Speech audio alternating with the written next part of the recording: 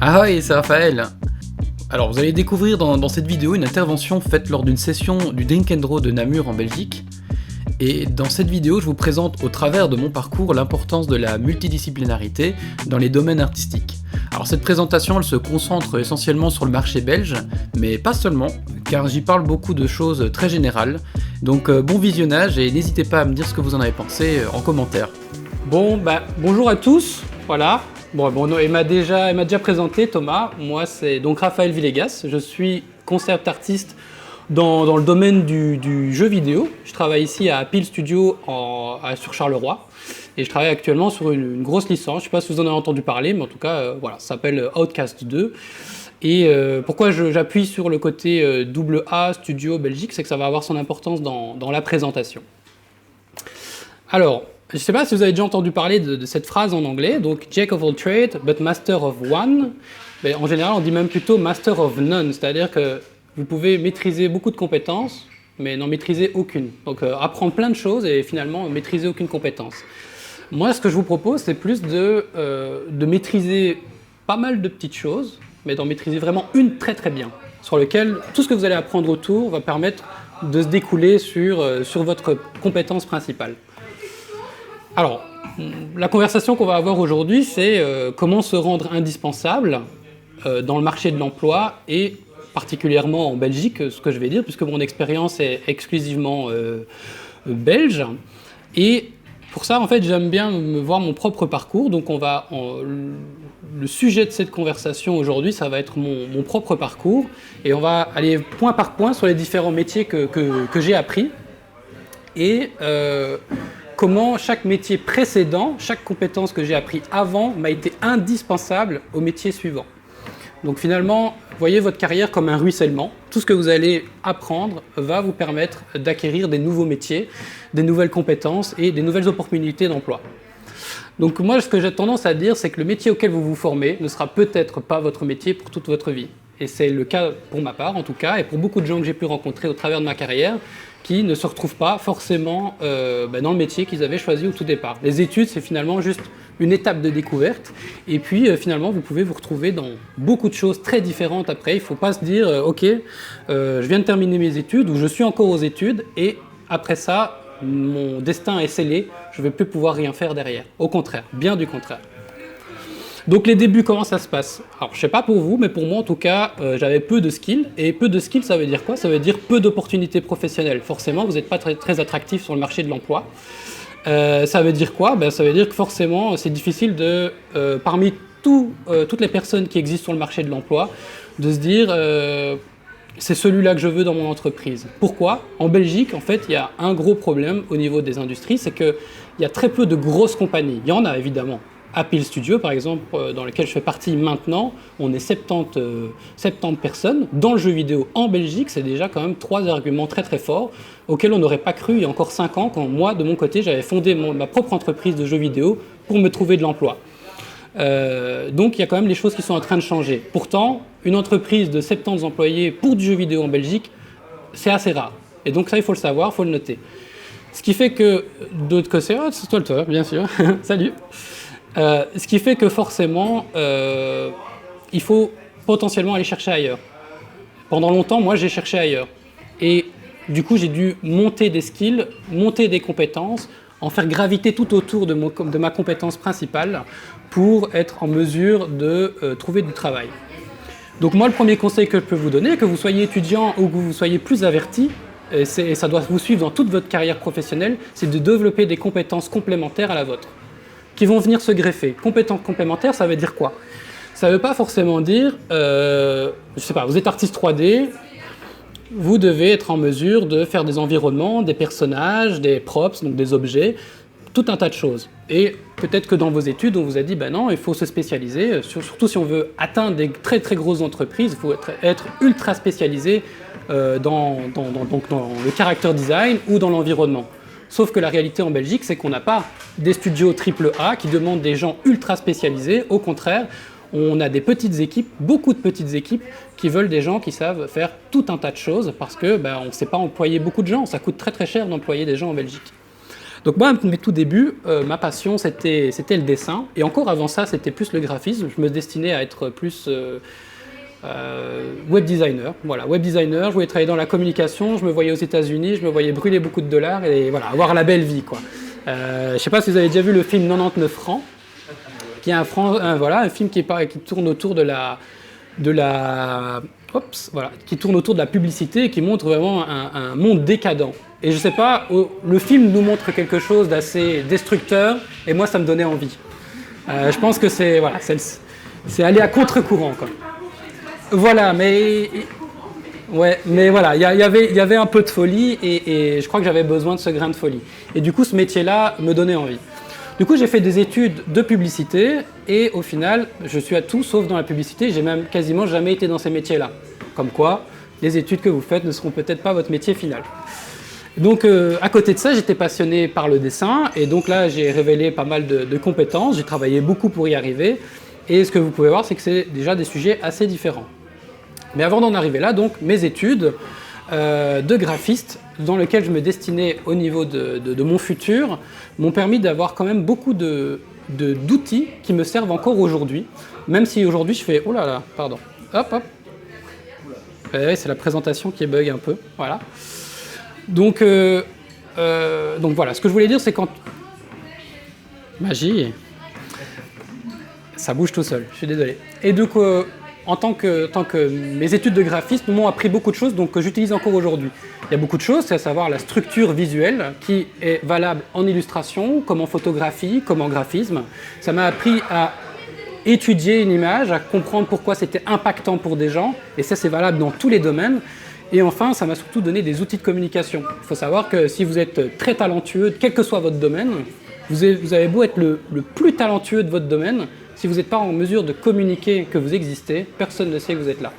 C'est apprendre à utiliser les réseaux sociaux, mais il y a 10 ans, quand moi j'ai commencé, c'était plus à avoir un site internet, même si aujourd'hui c'est un peu has-been, ça sert toujours. Sur les cartes de visite, ça fait toujours bien, voilà, ça fait professionnel. Ne serait-ce que ça, on ne sait jamais entre les mains de qui ça peut tomber. Et donc c'est toujours avoir un bon outil, c'est de savoir présenter. Dans ces études de graphisme, elles étaient très généralistes. Donc ici j'imagine qu'il y a des gens de Jacquard, donc qui est une école à Namur, je précise pour la vidéo. Et donc, ces études généralistes, elles vous apprennent vraiment beaucoup de choses. On a peut-être l'impression que ça ne nous sert à rien, beaucoup de choses qu'on n'a pas envie d'apprendre dans notre métier. En fait, une fois que vous commencez à les rassembler, ça vous permet d'être autonome. Être autonome, c'est hyper important. Savoir faire des vidéos. Il n'y a pas de questions. Les questions, c'est à la fin, ça va? Tu peux la réserver en tout cas pour après. Et du coup, ce qui est important de savoir tout faire, ici par exemple, avec ces études généralistes, j'ai appris quoi faire? De la vidéo, de la prise de son. Je suis très mauvais dans ces deux domaines, mais ça me permet, ne serait-ce que de créer un nouveau type de produit, de pouvoir dispenser un message différemment. En l'occurrence ici, ça va être une vidéo sur YouTube, quoi. Je vois que vous avez quand même envie de poser peut-être des questions. C'est bon? Je voyais des bugs. Donc en tant que graphiste, même si ça bug beaucoup... Ah, ça bug pas chez vous, ça bug juste chez moi. Bon, ça va alors. Tout au travers de mon parcours, ça m'a servi comment? Ça m'a servi quand j'ai été auto-entrepreneur, ça vous le verrez un peu après, à être en mesure de faire la communication de mon entreprise, de ma boîte, Curious Craft. Ça m'a permis également d'apprendre à faire juste de l'animation pour nos jeux vidéo, pour nos présentations. Ça m'a permis également, c'est anecdotique, hein, mais ça m'a permis d'apprendre à faire une structure de site internet impactant pour que nos clients viennent quand j'avais mon entreprise. Et aujourd'hui encore, en étant senior concept artist dans une boîte de jeux vidéo, eh bien, ça arrive quand même que l'équipe vienne me demander des conseils qui ont des besoins pour des logos, pour même de la communication au sein même d'un jeu vidéo. Ensuite, après ça, j'ai fait donc mes études de graphiste où je me destinais à être web designer. Et finalement, qu'est-ce que j'ai été? Made painter. Voilà, rien à voir.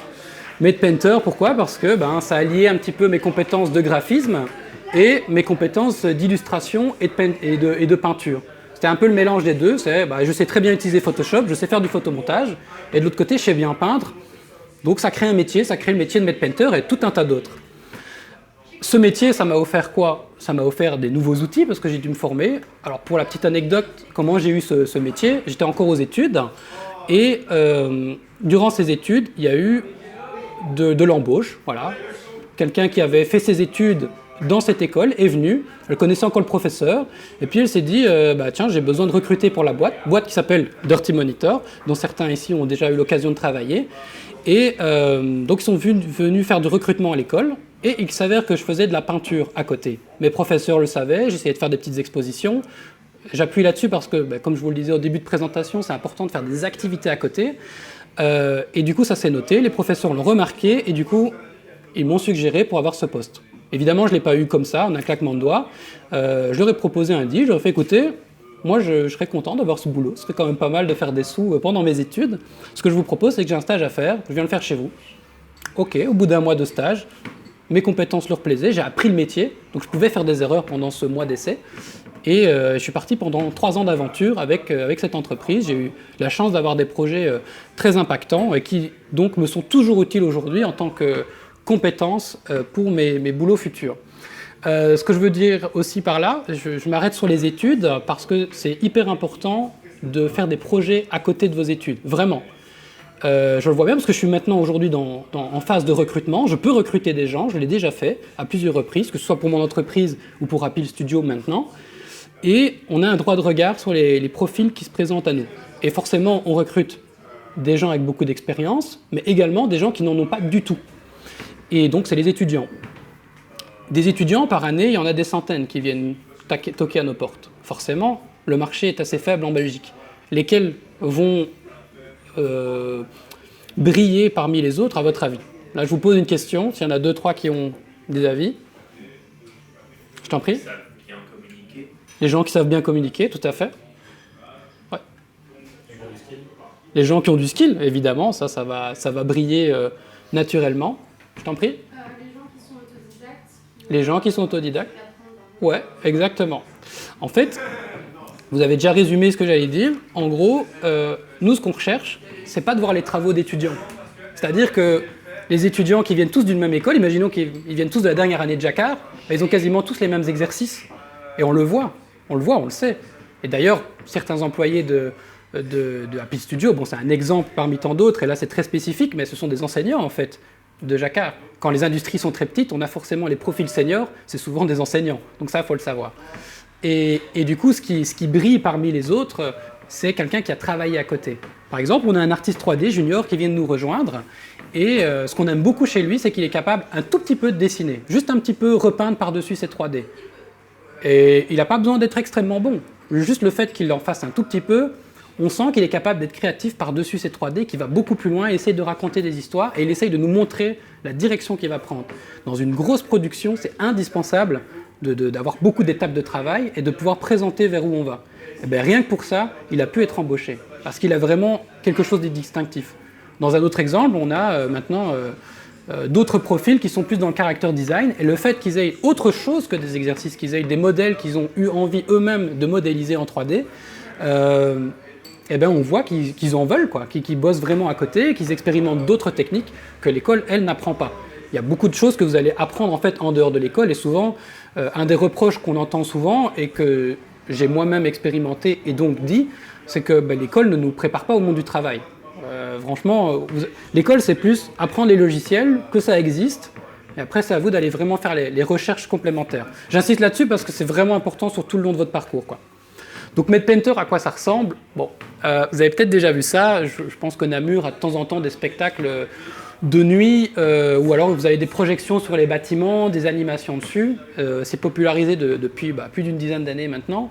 Et Dirty Monitor, qui est en Belgique et qui recrute de temps en temps, est une boîte reconnue internationalement et qui fait vraiment partie de presque l'élite du vidéomapping en Europe et dans le monde même. Donc c'est intéressant de se rendre compte qu'on a ce genre d'entreprise aussi en Belgique, quoi. Et donc en gros, c'est quoi? C'est juste de la projection. J'ai dû apprendre ce métier, hein, c'est vraiment juste de la photomanipulation. Par exemple, ici on voit le bâtiment, et juste après, c'est quasiment le bâtiment. En fait, j'ai juste un layer qui représente le bâtiment. Je dois faire un photomontage qui va s'adapter à toutes les structures du bâtiment et qui vont plus ou moins bien matcher. Puis il y aura tout un tas d'animations qui sont faites dessus, quoi. Et parmi les projets qui m'ont le plus impressionné dans ce qu'on a pu le faire, c'était sur le temple du paradis à Pékin, où on a pu avoir fait une projection assez impressionnante dessus, quoi. Donc ces compétences de matte painting, elles me servent plus aujourd'hui qu'elles ne m'ont servi dans l'illustration jeunesse, qui a été encore un énième job que j'ai eu l'occasion de saisir. C'est-à-dire qu'après 3 ans de matte painting, je me suis dit, bon, moi ce que j'aime vraiment, c'est le dessiner. Je dessinais tout le temps à côté du travail, à essayer de créer de nouvelles opportunités. Modifier des photos, c'était pas mon truc, quoi. Alors qu'aujourd'hui, oui, je regarde Yari qui fait donc ces podcasts avec moi, en face de moi, parce qu'aujourd'hui on est complètement à l'opposé. En fait, c'est quasiment plus que de la photo, un peu de peinture, beaucoup de 3D, enfin on utilise tout, quoi. Mais avant ça, je me dis, bon, il faut que je trouve quelque chose de facile dans le dessin. Je me suis dit, bon, l'illustration jeunesse, incroyable, trop facile. Non.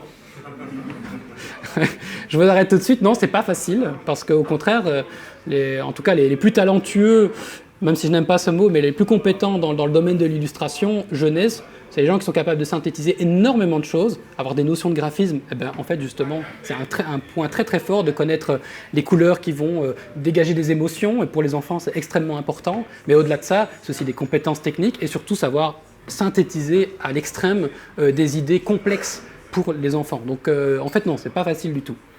Alors l'illustration jeunesse, pourquoi je m'arrête là-dessus? Non seulement parce que j'ai essayé de le faire, même si ça a été un échec à la fin, c'est que j'ai appris à avoir une diversité de styles. Moi quand j'ai commencé le dessin, on commence toujours par ce qui nous passionne le plus, c'était les mangas. Alors, je ne sais pas si vos enseignants vous ont dit non, c'est mal. Non, dès que quelque chose nous donne envie de créer, c'est le plus important. Et puis chacun a sa culture. Aux États-Unis, ça va être plus les comics. En Belgique, il s'avère qu'il y a une vingtaine d'années, c'était les mangas qui cartonnaient à la télé. C'est ça qui m'a influencé, c'est ça qui m'a donné envie de dessiner. Donc peu importe par où vous commencez.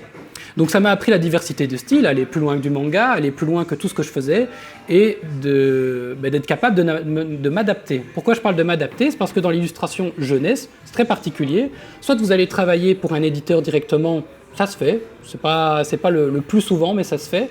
Sinon, une autre méthode, et c'est ce que moi j'avais choisi, c'était de travailler avec des éditeurs, je me répète, avec des auteurs, pardon. Donc c'est directement aller à la source, aller voir des auteurs, essayer de composer un projet en commun. Il y avait des forums, mais il y en a toujours pour ça, où on peut se mettre en relation avec des auteurs, montrer ses compétences techniques, dire voilà, moi je cherche un auteur pour créer un bouquin, est-ce que ça vous tente? YOLO, on y va. Et là-dessus, j'ai monté 4 projets. Malheureusement, aucun n'a abouti. En allant toquer aux éditeurs, malgré tout, c'était compliqué. Et malgré tout, même si vous avez fait tout ce travail, de faire le travail d'aller chercher l'édition, d'aller chercher les éditeurs, de faire tout le bouquin, ça se peut que vous soyez refoulé à la porte d'entrée. C'est vraiment un domaine très compliqué. Voilà. Donc je vous montre un petit peu à quoi ça pouvait ressembler. Voilà, j'ai directement chopé une mise en page. Donc là, j'avais 24 ans, je pense. Maintenant, j'en ai 33, donc il y a presque 10 ans qui sont passés. Mon style aujourd'hui ne ressemble en rien à ce que je fais là. Mais néanmoins, c'est un vecteur hyper important aujourd'hui pour ce que je fais dans l'industrie de l'image, parce que je suis capable donc de m'adapter, d'aller vraiment dans 2 spectres extrêmement importants. Donc ne vous fermez jamais à l'opportunité d'aller dans des nouveaux styles et des nouvelles directions. C'est vraiment très important pour vous, quoi. Et même là, même avec différents auteurs, ils avaient des attentes, des envies différentes, des idées différentes à véhiculer, donc il fallait chercher du style pour vraiment se démarquer des autres bouquins qu'on pouvait trouver dans les étagères, quoi. Entre-temps, évidemment, jeunesse, ça n'a pas marché. Qu'est-ce que j'aurais pu bien faire de mon côté? Bon, ça écrit, c'est me former, donc je ne vais pas vous poser la question pour me relire juste le texte et me dire c'est se former, Raphaël, évidemment. En Belgique, on a une chance incroyable, c'est qu'on a le chômage. Voilà, on est d'accord, on a cette chance-là par rapport à beaucoup d'autres pays, ce qui fait que pendant une certaine période, on peut prendre un break dans notre carrière, il faut le savoir. Il y a des excellents centres de formation en Belgique, j'y ai fait partie. J'ai été à Technocité à Mons, où j'ai appris à faire du jeu vidéo. Alors, c'est pas la formation qui m'a tout appris, évidemment, il fallait encore une fois en vouloir, travailler sur le côté, etc. Mais néanmoins, c'est ça qui m'a mis le pied à l'étrier, ça a changé toute ma vie. Donc une formation peut vraiment changer votre vie, et il faut s'en rendre compte, et il ne faut pas avoir peur de changer si ça ne vous convient pas. Donc ces formations, elles sont subventionnées par l'État, donc en plus d'avoir le chômage, vous continuez à avoir votre chômage qui est gelé pendant que vous faites votre formation. Donc il faut, si vous le souhaitez, le faire. Mais après, il ne faut pas avoir, parce que ça j'en ai connu aussi, qui reste indéfiniment en formation et coule douce. Ouais, bah oui, parce qu'on se fait des potes, c'est super, on est vraiment ambiance école plus, parce qu'on est avec des gens qui veulent se reformer, qui ont parfois 10 ans plus que vous, donc il y a plein de choses à aller en tirer. Il faut essayer d'aller dépasser ça et de se dire, ok, pourquoi je prends cette formation? Où est-ce que je veux vraiment aller? Il ne faut pas avoir peur de se remettre en question, même à 30 ans, même à 40 ans, j'en vois des gens qui changent de métier constamment.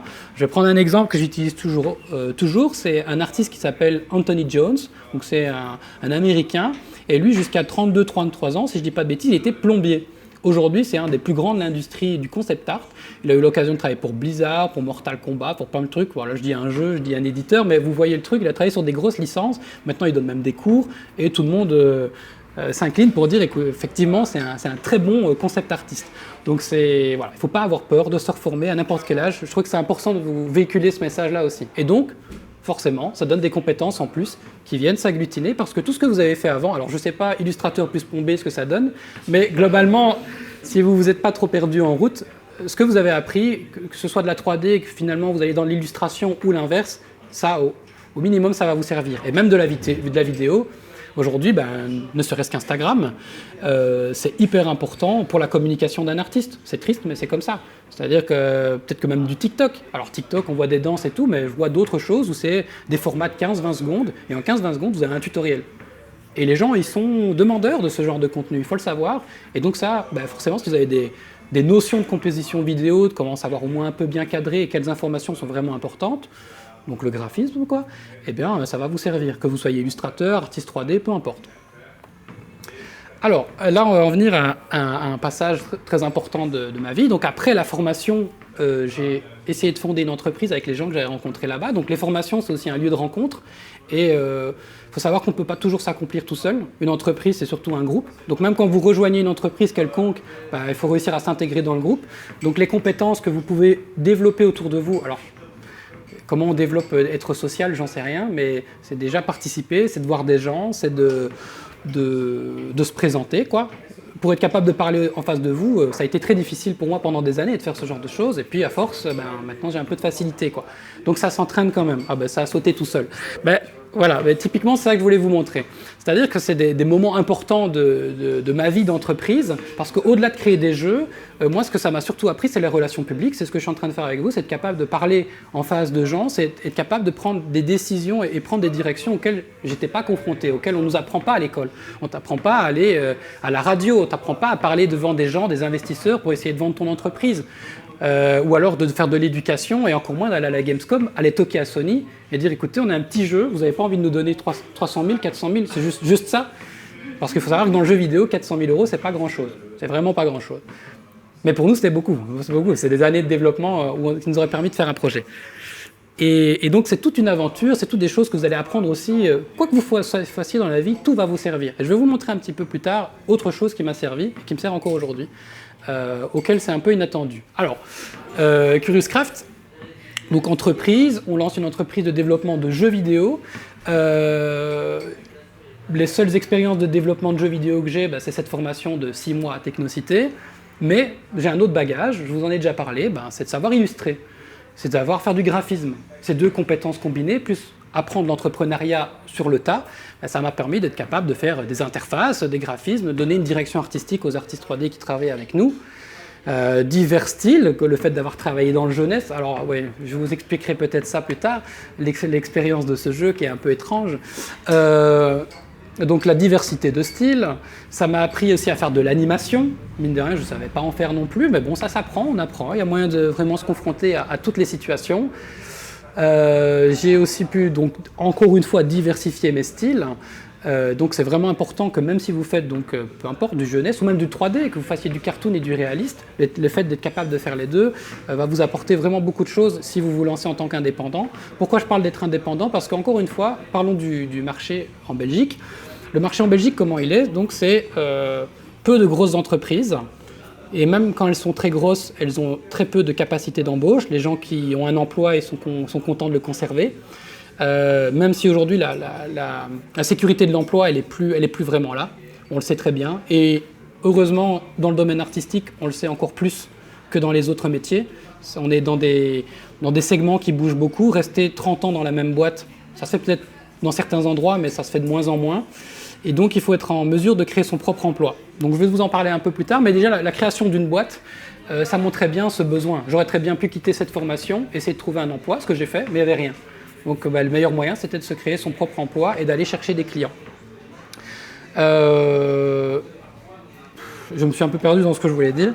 Mais voilà, donc le fait d'avoir mélangé tout ça, ça nous a permis d'aller décoter pas mal de clients différents, de leur proposer différents produits, différents styles. Le fait de me former à différentes choses, ça m'a permis de toujours m'adapter, quoi. Dès qu'un membre de l'équipe avait une idée un peu folle en tête, ah, ok, je me suis déjà adapté à ça par le passé, il n'y a pas de souci. Au pire, il y a Internet. Aujourd'hui, on a YouTube, on a TikTok, voilà. on a plein de plateformes où on peut apprendre, où on peut se reformer et on peut toujours s'adapter. Donc, il ne faut jamais avoir peur de rien sur le marché de l'emploi aussi. S'il n'y a pas de travail, on le crée. Et la communication, voilà, je vous avais montré un peu plus tôt que ça m'avait permis de faire des sites internet, mais ça permet aussi de faire des flyers, de faire des cartes de visite pour vous parler du podcast, d'apprendre à se vendre. Si j'ai été aussi agressif dès le lancement et que je vous ai tout de suite donné des cartes, c'est parce que je sais que c'est comme ça que ça marche. Après, votre attention, elle est partie. Ici, on est tous en train de boire un petit verre. Je vais boire un petit peu. J'ai le gosier sec. Et après, voilà, on va être occupé à autre chose, donc il faut le faire avant. Il faut savoir quand capter l'attention des gens. Et ça, je l'ai pris à mes dépens. Une expérience comme une autre. Voilà, faire des applications en réalité virtuelle, en réalité augmentée, ici en l'occurrence. Comment révolutionner quelque chose que tout le monde possède déjà. Le fait d'avoir été dans le domaine de l'entrepreneuriat, de cette entreprise-là, plus que de faire du jeu vidéo, moi, la compétence que j'ai le plus retenue derrière ça, et c'est la capacité à générer des idées, la capacité à associer des domaines qui ne correspondent pas ensemble et d'en faire quand même quelque chose. Et dans les domaines créatifs, que ce soit 3D ou 2D, c'est indispensable. Un jour, vous avez les capacités de dessiner, faire de la 3D, etc., mais vous devez vous démarquer de vos concurrents. Il faut venir avec ce petit élément en plus qui va se démarquer. Ça peut être dans votre communication, dans votre portfolio, ça peut être dans votre manière de communiquer aux clients. Voilà, ce genre de choses, quoi. Ici, en l'occurrence, c'était la carte de visite. Donc une carte de visite, tout le monde sait ce que c'est, tout le monde la perd en général. Ça va servir comme cale de bureau à un moment donné. Comment éviter ça ? Ici, en l'occurrence, c'était quoi ? Qu'est-ce que j'ai imaginé ? C'était de dire, on sait faire de la réalité augmentée, pourquoi on n'aurait pas ça sur notre carte ? Ça créerait de la rétention s'il y a un petit jeu. Du coup, il y avait un petit jeu dessus. Et c'est-à-dire quoi ? C'est-à-dire que les gens, ils avaient envie de garder ça pour laisser à leurs enfants, qui téléchargeaient l'application, qui jouaient, qui essayaient d'avoir le meilleur score.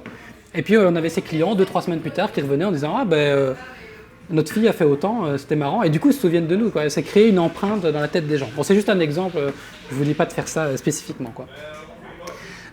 Mes capacités de graphisme que j'avais avant m'ont permis également de faire plus que du graphisme pour un jeu, des outils de communication, parce que être entrepreneur, c'est ça aussi, c'est avoir des présentations un peu ennuyantes où il faut montrer à quel point ils vont se faire de l'argent en payant pas très cher, ce genre de choses, mais ça fait partie du commerce.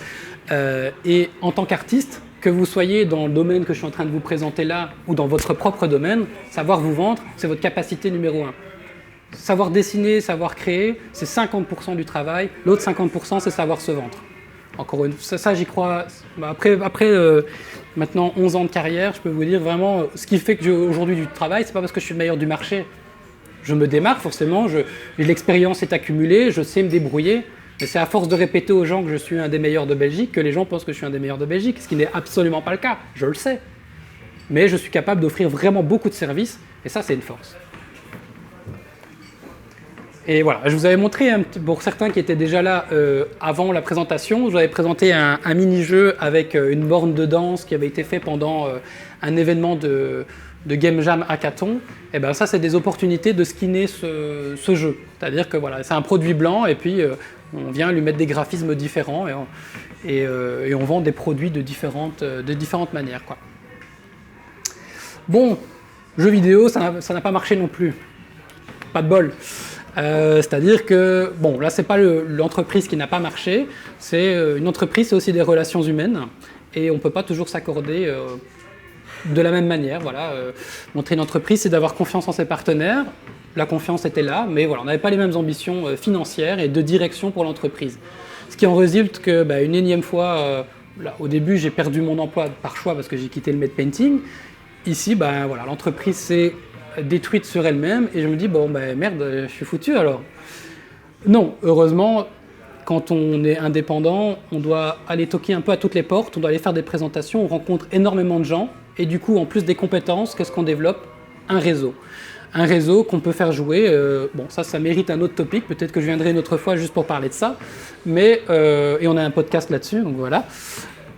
Et le fait d'avoir été sans emploi, mais d'avoir eu une entreprise, je me suis dit, OK, on peut créer de l'argent avec n'importe quoi. Tout se vend, tout se crée, tout le monde veut de tout. Il faut juste réussir à montrer aux gens qu'ils en avaient besoin. Et c'est pour ça qu'on voit des portraits de chats peints de façon à la Renaissance, parce que les gens veulent un portrait de leur chat dans la Renaissance. On n'avait jamais vu ça. Je ne sais pas, vous avez déjà vu voilà, une petite armure, une petite tête de chat, et ça cartonne. Ça cartonne, et pourtant tu te dis, ça a l'air d'être une idée à la con, mais en fait pas du tout. Ça se vend, les gens en veulent. Les gens ont des animaux, ils adorent leurs animaux, ils veulent se faire plaisir, un beau souvenir. Donc il faut essayer de réussir à avoir ces petites pépites, ces petits highlights dans votre carrière, de se dire, bon, je ne vais pas faire ça aujourd'hui, mais je note. Dès que vous avez une bonne idée, il n'y a aucune mauvaise idée. Il y a des mauvaises exécutions, mais il n'y a pas de mauvaise idée. Oui, on va reprendre cet exemple d'un artiste. Le nom, c'est pas Duchamp. Je ne sais plus qui avait vendu sa merde en boîte. C'est Duchamp. Comment? Ah, c'est du riz noir. Mais voilà, enfin, c'est pas loin, ça montre bien. Ou l'eau de son bain, voilà, l'eau de son bain aujourd'hui avec ses streamers, comment? Et les NFT aujourd'hui. On ne se réinvente pas en fait, de la merde, on l'en vend comme on veut, quoi. Alors après ça, il y a un entre-deux, je vais faire un petit peu un bond en avant et un bond en arrière, parce que j'ai juste mélangé mes slides, je le vois maintenant. Mais juste après Curious Craft, j'étais sur un dernier gros contrat, et fort heureusement, c'était moi la relation publique de l'entreprise, compétence que donc s'est améliorée avec les années, etc. Et j'avais de très très bonnes relations avec ce client, avec le dernier client. Et du coup, ce client m'a commencé à m'embaucher juste après la chute de la boîte, où j'ai commencé en tant qu'illustrateur. Illustrateur, top, c'est le métier que je voulais faire. Finalement non, parce que c'était de l'illustration corporate. Je me suis dit, waouh, ok. Mais je l'ai fait pendant longtemps, faut bien manger. Et mine de rien, le fait de savoir faire du graphisme et de l'illustration, j'ai mixé les deux puisque j'étais en capacité d'utiliser Illustrator, alors que d'autres illustrateurs qui n'ont pas accès à des technologies, qui n'ont pas cherché à s'y intéresser, auraient simplement dit je ne sais pas le faire. Ça aurait été dommage.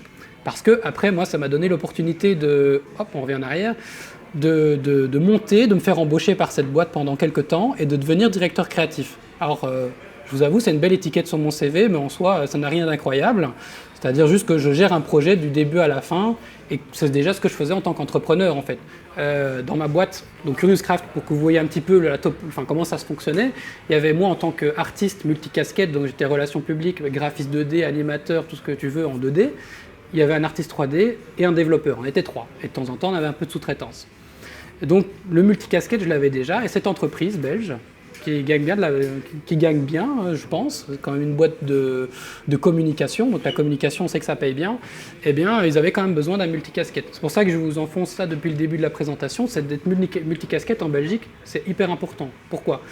En Belgique, il y a beaucoup de petites structures. Donc j'ai insisté sur le fait qu'il n'y avait pas beaucoup de grosses structures et qu'il n'y avait pas beaucoup de capacité d'embauche. Par contre, en Belgique, il y a beaucoup de porteurs de projets. Il y a beaucoup de gens qui ont des envies, qui sortent de formation, qui ont des projets d'entreprise, mais ils n'ont pas beaucoup de capacité d'embauche.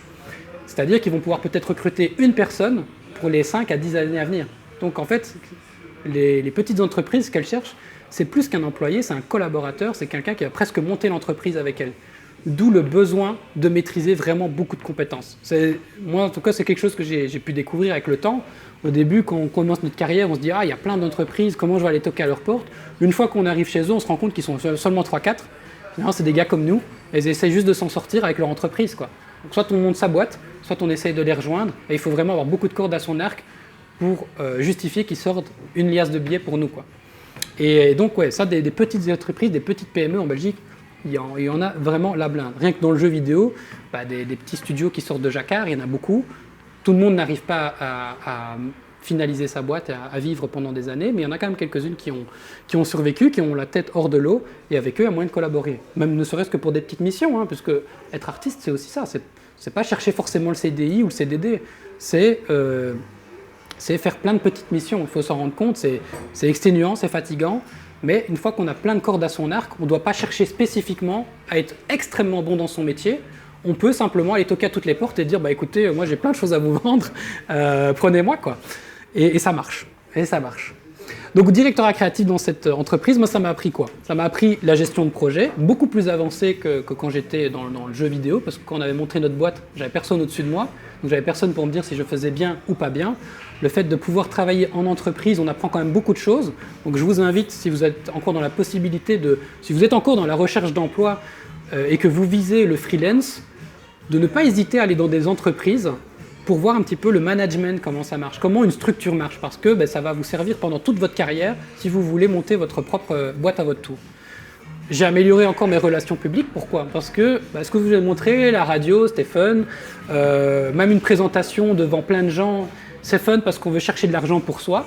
Par contre, quand on doit apprendre à faire de la relation publique pour une entreprise qui n'est pas la sienne, là, on ne peut pas déconner, quoi. Et surtout que c'était avec des institutions européennes, donc c'est une communication assez différente, beaucoup plus lourde, beaucoup plus fastidieuse. Je vois qu'il y a des gens qui font des drôles de tête. Moi aussi, j'ai fait une drôle de tête, mais j'ai appris à faire avec et à sourire quand c'était nécessaire. Et voilà. Et en plus de ça, ça m'a appris à développer aussi un nouveau style, que j'aime ou pas. Aujourd'hui, même dans un studio AA, ça pourrait être nécessaire que je sache faire ça. Top, je sais le faire. J'ai plus peur de le faire. Souvent, ce qui nous fait peur quand on veut rentrer dans un métier quelconque, c'est qu'on est face à des inconnus. C'est l'inconnu qui nous fait peur. Et aujourd'hui, heureusement, encore une fois, j'insiste sur le fait que sur YouTube ou d'autres choses, même des plateformes plus professionnelles comme, voilà, c'est des plateformes en anglaises, mais Schoolism ou Learn Square ou toutes des plateformes pour apprendre des nouveaux métiers.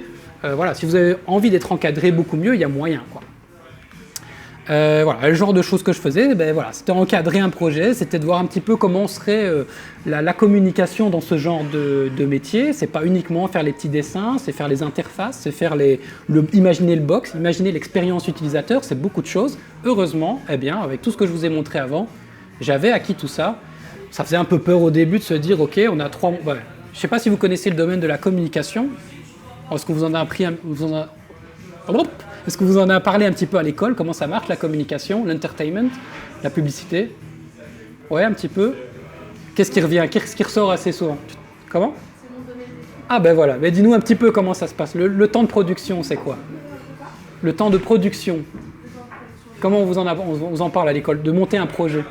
Ah, non, nous, on nous apprend pas dans un projet. Par contre, on nous parle de la communication au sein de l'entreprise, la communication sur les réseaux sociaux. On peut voir un peu de graphisme, mais Là, c'est du... ce que tu fais, par exemple, là, on a appris la gestuelle, comment s'exprimer devant. Ouais.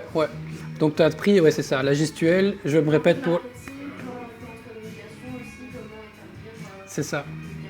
Ouais, du coup, toi, c'est plus du e-marketing, justement, être capable de communiquer sur les réseaux pour une entreprise. Ça pourrait. Enfin, en fait, c'est large, donc c'est aussi Albert Jacquard, mais c'est relations publiques. Et c'est Ouais. décliné en 3 secteurs. Il y a relations publiques, option multilingue. Ouais. Relations publiques, option web marketing, ça c'est pas moi. Et option journalisme. Ok, d'accord. Là, c'est vraiment plus l'outil de communication, mais en termes de produits. En tout cas, les campagnes, je ne sais pas si vous le dites à l'école, mais en tout cas, les campagnes sont souvent très très courtes.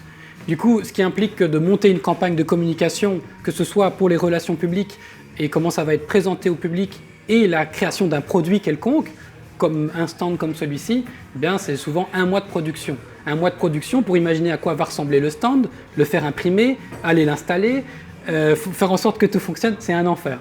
Moi, c'est pour ça que je suis parti. J'ai vu que ça ne me correspondait pas. Même si j'ai réalisé des projets dont je suis assez fier, même si ce n'est pas du jeu vidéo, même si ce n'est pas du dessin, je me suis montré que mes compétences de graphisme, des années plus tard, étaient encore là, que des institutions européennes étaient intéressées parce que j'étais en mesure de produire et offrir comme solution, et de me dire, même si mon job aujourd'hui, je ne l'ai plus, voilà, je ne suis plus concept artiste, demain, j'ai plein d'opportunités. Il faut toujours rester positif par rapport à ce que vous êtes capable d'accomplir. Si un jour vous avez un échec, si un jour vous perdez un job, ça va vous abattre pendant un moment. La perte de Curious Craft de mon entreprise, moi, ça m'a vraiment beaucoup affecté. Même pendant que j'étais dans cette solution intermédiaire, parce qu'il faut bien payer les factures. Mais malgré tout, ça m'a quand même apporté beaucoup de choses derrière aussi. Donc, pour rester aussi compétitif sur le marché en Belgique, plus que de travailler sur le côté, c'est d'expérimenter des nouvelles technologies. Il faut se renseigner sur ce qui existe aujourd'hui sur le marché dans vos différents corps de métier, mais aussi les autres qui vont de plus en plus venir se greffer à votre propre métier. Nouvelle technologie, ça ne veut pas dire ordinateur, hein. Ça peut être juste, moi je continue à faire du dessin papier par exemple, même si je suis full numérique, c'est toujours important de conserver ses compétences de dessin. Même en étant artiste 3D, j'insiste là-dessus. C'est aussi, donc je l'avais dit plus tôt, mais ça c'est tout le long de mon parcours, la réalité virtuelle, dès que j'ai pu mettre les mains là-dessus en 2015, ça m'a semblé comme une évidence que c'était le futur de l'industrie de l'image, dans le sens où aujourd'hui on ne sait pas tout faire avec, c'est encore les balbutiements, mais ça reste un outil extrêmement puissant qui n'en est qu'à ses débuts, quoi. Excusez, un peu trop de bière. Oui, mais dans 2-3 verres, je serai comme ça aussi, je pense. Voilà, big up pour la 3D.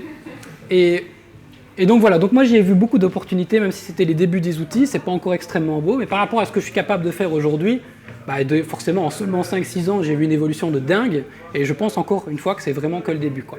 Donc vraiment s'intéresser aux nouvelles technologies, même pour les artistes 3D, je suis convaincu que dans 5 ans, même pas, parce qu'il y a des...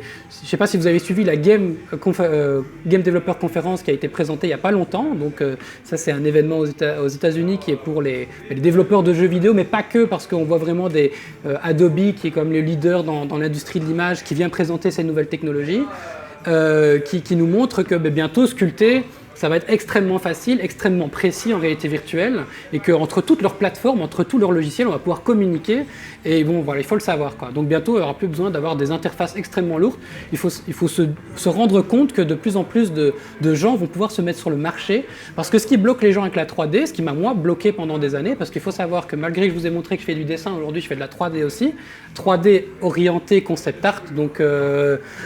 vous verriez mes scènes 3D, vous seriez en train de pleurer du sang, je pense. mais ceci dit, je suis dans la 3D et voilà, c'est grâce aux nouveaux outils qui sont de plus en plus faciles.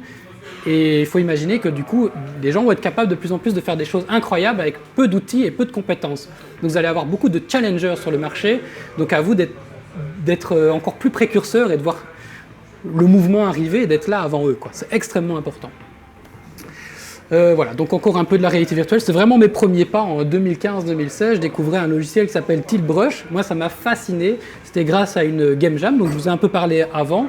Événement donc pendant 48 heures où on découvre des technologies, où on développe une technologie. Et ici, en l'occurrence, c'était... je ne sais pas s'il a déjà enseigné à Jakar. Peut-être que vous connaissez ce gars-là, Eloastri. Non, mais c'est pas grave. En tout cas, c'est une ponte de la réalité virtuelle en Belgique. C'est Monsieur Game Jam, il en a fait plus de 100. Le mec, il est là partout et il sait tout faire, il sait tout solutionner. Dans le genre multidisciplinaire, je crois qu'il n'y a pas plus multidisciplinaire que lui dans son domaine d'expertise. Et du coup, il avait désiré créer. Lui, il ne savait pas spécialement dessiner, créer. Et il s'est dit, tiens, mais moi j'ai envie de voir ce que ça donne la réalité virtuelle avec des artistes. Et il a créé un event, on s'est tous ramenés, on a testé ça. Et voilà, il y a des artistes internationaux qui sont venus pour faire un petit peu de la réalité virtuelle, nous montrer ce que c'était. Et mind-blowing, quoi. Nouvelle technologie, pas que. Voilà, mes débuts de 3D, c'est ça. Comme ça, vous êtes un petit peu... Vous voyez mon niveau il y a 2 ans, c'était plus ou moins ça. Aujourd'hui, heureusement, ça a changé. Mais au-delà de la technologie, c'est de se montrer, de s'attaquer à d'autres choses. Les Game Jam, je vous disais un peu plus tôt, c'est que c'est pas que de l'électronique. Vous savez pas faire d'électronique, vous savez pas développer, pas de problème, il y a moyen de faire juste des jeux de plateau. Parce que ce genre d'événement, c'est créer un jeu avant tout. Bon, ça je vous ai déjà un petit peu montré avant, mais c'est le fait de varier les styles. Varier les styles, apprendre à animer, apprendre à faire beaucoup de choses. Je vous ai montré un peu plus tôt dans Curious Craft, il y a tout un jeu qui a été fait en pixel art. Ça c'était juste une petite passion parce que moi quand j'étais gamin, les jeux ils étaient en pixel art. Beaucoup d'entre nous gardent une nostalgie parce qu'ils ont connu ça quand ils étaient petits.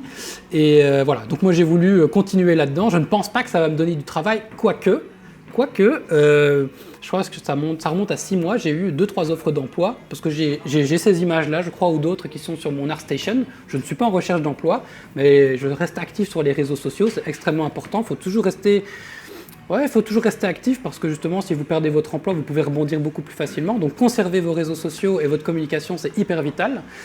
Toujours est-il que voilà, j'ai eu des offres pour faire des environnements pour un jeu en pixel art. J'ai refusé parce que je suis déjà plein temps chez Apple. Mais comme quoi, même des choses qui datent de plusieurs années, avec des techniques auxquelles vous ne soupçonneriez pas, bah, ça peut vous donner des opportunités d'emploi auxquelles voilà, je ne m'y attendais absolument pas. En fait, ce qui est important pendant tout votre parcours, ce qu'il faut retenir, quoi que vous fassiez, c'est de laisser des graines en fait. C'est vraiment, vous voyez votre parcours comme le petit pousset, il sème des graines et puis les gens ils vont commencer à vous suivre, ils vont ramasser ces petits bouts de pain et ils vont tomber sur vous.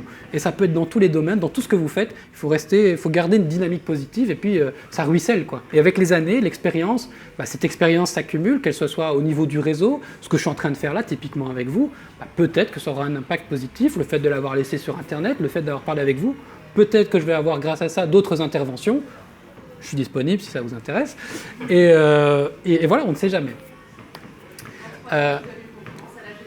Comment ? Il faut que j'améliore mon anglais. Mais ouais, carrément. Pourquoi pas, ce serait stylé. J'y reste open. Et d'autres choses que je vous ai montré un peu plus tôt aussi, mais voilà, pendant ce laps de temps où j'essayais de travailler dans le domaine junior, j'étais surtout illustrateur indépendant, c'est-à-dire que je prenais tout ce qui passait, je ne savais pas bien me vendre, donc là les capacités de vente elles sont arrivées après quand j'ai eu mon propre studio, heureusement. Mais pendant cette période-là, je travaillais pour des particuliers, je leur créais des caricatures parce qu'ils en avaient envie, des portraits, des choses que je ne vous montrerai évidemment pas. Plein de choses. J'avais travaillé un tout petit peu aussi dans le jeu vidéo pour des indés qui avaient besoin d'illustrations, donc pas que le jeunesse. Et c'est grâce à toute cette diversité de styles que dès qu'une commande se présentait à moi, je me disais ok, finger in the nose, je sais pas le faire, pas de problème, on va chercher. Et d'autres choses à explorer ici, on a fait un topic podcast, au moment où la vidéo sera en ligne, ce sera peut-être plus très relevant, mais sur l'intelligence artificielle. Je vous parlais de la réalité virtuelle comme étant un vecteur de nouvelles technologies qu'il faut absolument tester et se rendre compte du potentiel. Autre chose qui est encore plus early, qui est vraiment dans ses débuts, c'est l'intelligence artificielle. L'intelligence artificielle, elle est vraiment partout, que ce soit dans la communication, elle est déjà utilisée aujourd'hui dans le recrutement, elle est déjà utilisée pour la création de musique. On l'a appris pendant qu'on faisait notre podcast, mais je ne sais pas s'il y en a qui écoutent des fois des radios sur YouTube, chill out, des musiques où on voit une petite fille qui est en train de se balancer, du lo-fi, voilà, ce genre de choses. Il faut savoir qu'une partie de ces musiques, je ne vais pas dire toutes parce que j'ai pas les chiffres, mais une grande partie de ces musiques sont générées par intelligence artificielle. C'est pour ça que vous avez 10 heures de radio, même 24 heures sur 24 de radio non-stop, de musique libre de droit. C'est parce que c'est généré par un ordinateur. On en est déjà là. Et les gens l'écoutent. Ça cartonne, ça rapporte des milliers d'euros, on ne se rend pas compte. Mais il y a des chaînes YouTube qui se dédient que à ça. Et ils gagnent tellement d'argent qu'ils peuvent payer des artistes pour juste leur créer des covers animés, comme avec cette petite fille qui se balance sur sa chaise en train d'écouter de la musique. Et voilà, et comme c'est 24 heures sur 24, il y a des écoutes, des milliers d'écoutes, etc. Ça crée beaucoup de publicité. Ces gens-là gagnent la blinde de fric. On ne se rend pas compte. C'est un nouveau business grâce à l'intelligence artificielle. Et en art, ça va également arriver. Donc là, moi, je vous fais juste un petit résumé de ce qu'on a dit dans le podcast. De se rendre compte que ça arrive dans l'animation. Ça arrive donc maintenant juste sur base d'une vidéo, c'est capable de créer un squelette d'animation que vous allez pouvoir mettre sur vos modèles 3D et qui vont tout automatiser. Alors c'est pas très propre, faut pas oublier qu'on est vraiment qu'au début. Donc dans 10 ans, 15 ans, ça remplace peut-être pas mal de boulot. Imaginez texturer des modèles 3D. On pourra certainement dire fais une première passe de texture tout seul, je viens cleaner derrière. Donc ça va aussi enlever beaucoup de boulot. Et il faut s'intéresser pour être le gars qui remplace tous les autres boulots. Il faut vraiment s'intégrer. Alors, ça fait un peu apocalypse comme ça, l'image, ce que je suis en train de vous dire. Non, il faut juste voir ça comme une opportunité de plus. Tous les boulots ont toujours existé. La photographie est arrivée, on peint toujours. La 3D est arrivée, on peint toujours. Et vice-versa. Même si maintenant, on a des fonds verts qui ont remplacé les décors, on revient de petit à petit à des films avec des décors. On revient toujours aux anciennes méthodes. Mais sachez en tout cas que c'est important de se renseigner sur les nouvelles technologies. C'est vraiment, vraiment important. Donc par rapport à tout ce que je vous ai montré, tout ce que j'ai acquis, je vous laisse déjà un petit peu raconter à vous. Avant, j'ai un petit peu spoilé les gens, mais je vais essayer un petit peu de vous faire participer. Par rapport à toutes les compétences que je vous ai montrées là, quel genre de boulot je pourrais espérer avoir si j'étais auto-entrepreneur, après tout ça? Vous bousculez pas. Ouais, je pourrais retourner dans le jeu vidéo, bien sûr. De la com. Ouais, ça je l'ai fait du coup, ça j'ai pu vous montrer, effectivement, j'ai pu m'adapter. Ouais, faire de l'affiche, exactement, de la communication. Management, Comment? manager d'équipe. Je pourrais être manager d'équipe, effectivement, je pourrais m'insérer très rapidement dans une production. Ouais, c'est ça que je veux. Exactement, et c'est ça que je voulais vous dire. En finalité, on pourrait encore déblatérer pendant 1 heure. Je peux vraiment tout faire, heureusement. Et du coup, c'est ça, s'adapter, c'est de pouvoir saisir davantage d'opportunités. Vous allez pouvoir frapper à plein de portes et dire, bah, écoutez, ça, pas de problème. Et vous n'allez pas être le meilleur, certainement. Moi, aujourd'hui encore, 10 ans d'expérience, je me sens bien dans le métier que je fais aujourd'hui, je vais vous montrer après. Concept artiste, je crois que c'est le métier que j'ai toujours eu envie de faire, donc je suis content, je suis bien à ma place. Malgré tout, voilà, je sens que j'ai des bonnes compétences, je suis vraiment utile à l'entreprise, mais je sais que quand maintenant je commence à regarder les horizons, je suis un petit peu plus posé, je suis très nul par rapport à beaucoup d'autres. Je suis bon, mais je ne suis pas très bon.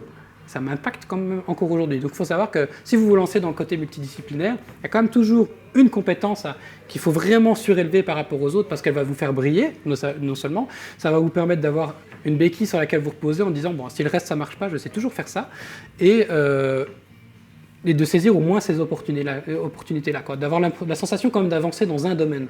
Parce que même si je sais faire de la vidéo, c'est vraiment de la vidéo hyper basique.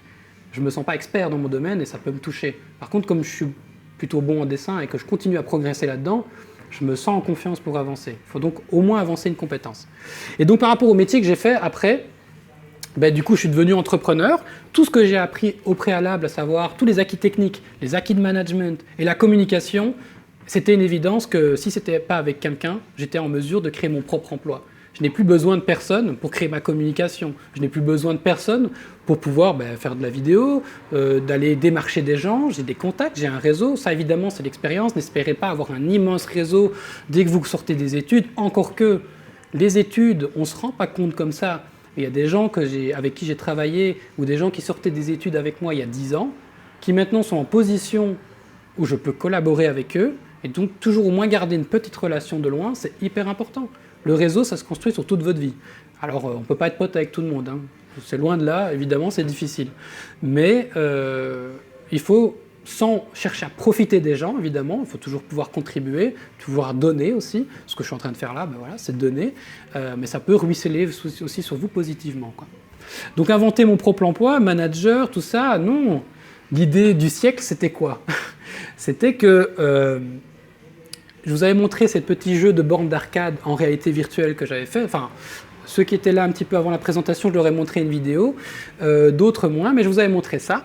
Ça, c'est quoi? C'est-à-dire que là, par exemple, c'est commandité par Dupuis et Wacom pour, dans un événement, animer un événement. Donc, j'étais avec mon casque de réalité virtuelle et là, j'étais en train de refaire une cover de bande dessinée de Lucky Luke. Là, comme ça n'a l'air de rien. C'est de la réalité virtuelle, tout à fait classique. Mais ce que j'ai essayé de faire, c'est, ok, je sais qu'il y a des besoins en événementiel, de par mon passif avec Curiouscraft, et j'adore la réalité virtuelle, pourquoi je ne mélangerais juste pas les deux pour essayer de créer un business. C'était quoi cette idée de business? Je peux vous la donner, puisque de toute façon, je ne compte pas retourner là-dedans. C'était d'aller démarcher, donc à nouveau des banques, des événements comme Dupuis, ou n'importe quoi, en fait, n'importe quel type de clientèle qui a besoin de se présenter sur des événements, pour avoir de l'animation. Et comme la réalité virtuelle était extrêmement tendance, là on parle de 2018, 2017, c'était extrêmement tendance, je me dis bon je vais vendre ça, et je sais déjà le faire, ça va vite à faire, j'ai un bon PC, j'ai juste dû acheter un bon PC réalité virtuelle.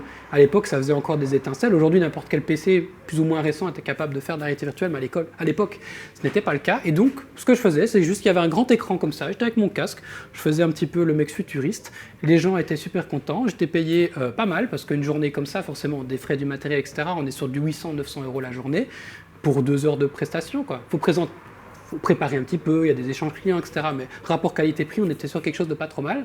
Et ça m'a permis donc de travailler avec différents types de clients. Je montrais un petit peu plus tôt aussi, donc avant présentation, d'avoir travaillé pour une banque. Donc je vais répéter cet exemple, mais en gros, là, c'était une banque qui était en train de faire un séminaire, donc ils étaient en train d'expliquer sur un grand PowerPoint un peu chiant comment se faire beaucoup d'argent et comment arnaquer les pauvres, certainement, je ne sais plus.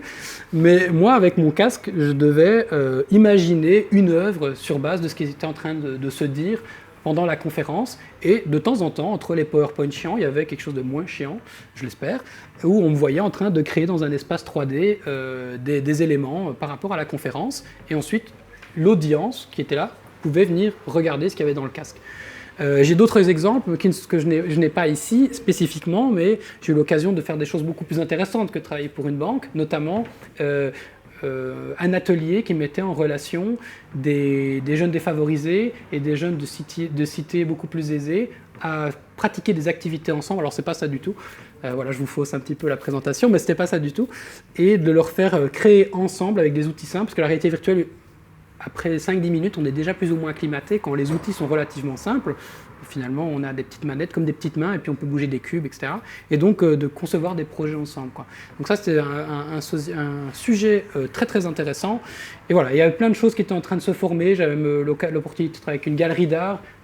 Pour l'époque, c'était aussi avant-gardiste d'étendre leur galerie d'art directement en réalité virtuelle, que les clients, avant de se déplacer pour voir une œuvre, pouvaient le voir directement en réalité virtuelle. Alors tout ça, aujourd'hui, ça paraît anecdotique, on voit le NFT, on entend parler de tout ça, mais le fait d'avoir été en avance il y a 5 ans, ben, il y avait encore tout à faire, quoi. Et un autre exemple, c'était d'utiliser la réalité virtuelle, nouvelle technologie, pour voir si j'étais en mesure de faire des couvertures de romans. Alors pourquoi je vous montre ça? Parce que ben, ça, en fait, c'est 4 heures de travail. On dirait pas comme ça, parce que moi, en temps normal, ça m'aurait pris un peu plus de temps, mais le fait de m'être aidé à de la 3D que je ne maîtrisais pas avant ça, m'a ouvert énormément de portes. Et je dis ça pourquoi? Parce que ben là, le client avait en l'occurrence pas beaucoup de budget, donc il fallait trouver des solutions aussi, des fois plutôt que refuser un client, parce que, je sais pas, imaginez que votre processus pour faire une image, vous savez que c'est 12 heures, 13 heures, vous vous dites, bah ok, je vais devoir le refuser. Pourtant, ça m'arrangerait bien cette petite somme d'argent. Ben, en fait, non, il faut communiquer avec le client et être capable de lui dire, bon, ben, j'ai des solutions pour toi, il faut juste réduire tes expectations, tu n'auras pas ça, quoi. Et la communication, là, elle est super importante, parce que du coup, des clients, c'est super facile de les faire venir vers vous, à partir du moment où vous êtes capable de leur dire « Moi, j'ai des solutions, j'ai plein de choses dans ma mallette, il n'y a pas de souci. On va y arriver. » Alors, c'est là où je vous avais dit que j'avais un peu cafouillé dans ma présentation, c'est que je vous ai montré la boîte, le fait que j'ai été directeur créatif d'une boîte, puis je vous ai montré que j'ai eu mon propre emploi. En fait, ces deux-là, c'était un peu au même moment, avant d'être embauché dans cette boîte en tant que directeur créatif. Mais après ça, je vous ai dit que j'aimais pas trop faire de la communication. Alors ce que j'ai fait, c'est que j'ai eu un burn-out. Ça arrive, même quand on pense tout maîtriser, en fait, on maîtrise pas tout. Trop de choses, des délais beaucoup trop courts. C'est pour ça que je rebondissais, je te posais la question par rapport à ce que tu penses par rapport aux délais, parce que justement, des délais extrêmement courts, ça mène au burn-out, en tout cas dans mon cas. Et du coup, je suis parti. Et j'ai pas travaillé pendant 5-6 mois. J'ai pas touché, j'ai pas dessiné, j'ai rien fait. Et bon, forcément, c'était incroyable, mais au bout de 6 mois, je commençais à me dire merde, c'est beau, mais voilà, je bloque, quoi. Ma carrière, elle est bloquée, je vais rien pouvoir faire, etc. Qu'est-ce que je vais en tirer de tout ça? Et en fait, un voyage, si vous avez un jour l'opportunité de le faire, je vous invite à le faire. Quand maintenant le Covid commence un petit peu à se calmer, faites-le. Pourquoi? Parce que si on s'intéresse un petit peu, enfin en fonction de comment vous faites votre voyage et où vous allez aller, c'est l'occasion de découvrir à nouveau des nouveaux métiers. Moi, par exemple, là, j'ai fait tout le tour de l'Asie du Sud-Est, et ce voyage, il m'a permis de rencontrer non seulement des gens incroyables qui m'ont un petit peu entouré. Il faut savoir souvent qu'à l'étranger, les collectifs artistiques, un petit peu comme Drink and Draw ici, existent aussi à l'étranger, et il y a moyen d'aller à la rencontre de ces gens très facilement.